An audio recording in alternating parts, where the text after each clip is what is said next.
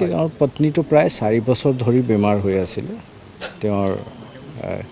cancer হৈছিল cancer হোৱাৰ পিছত তেখেত যথেষ্ট ভাল পাইছিল এটা সময়ত আজি যোৱা বছৰ এনেকুৱা এটা সিচুৱেশ্যন আহিছিল যে আমি সবে ভাবিছিলোঁ যে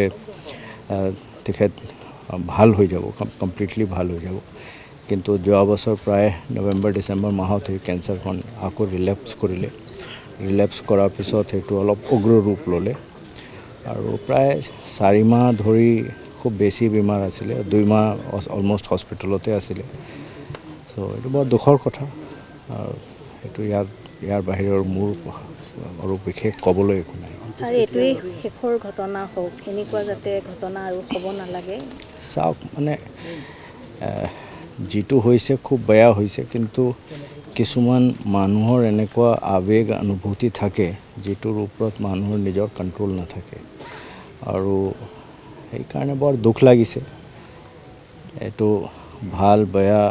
হিবৰ কথা বহুত মানুহে বহুত ধৰণৰ কথা কৈছে কিন্তু এইটো একচুয়ালি মই যেটো দেখিছো এটা দুইজন মানুহৰ প্ৰেমৰ কাহিনী এইটো বিষয়ে আমি আৰু খুব বেছি জাজ কৰা আৰু আমাৰ নিজৰ মন্তব্য দিয়াটো উচিত নহয় ভাল নহয় মই কোনোদিন এনেকুৱা ঘটনা হোৱাটো নিবিচাৰো কিন্তু কিছুমান এনেকুৱা কাহিনী থাকে য'ত আপুনি নিশব্দ হৈ যায় এটা আপুনি মৰেল লেকচাৰো দিব নোৱাৰে ক'বও নোৱাৰে ভাল হৈছে নে বেয়া হৈছে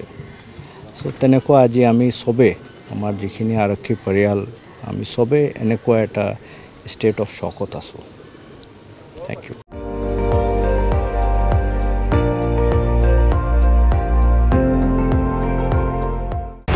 আপুনি চাই আছে ND24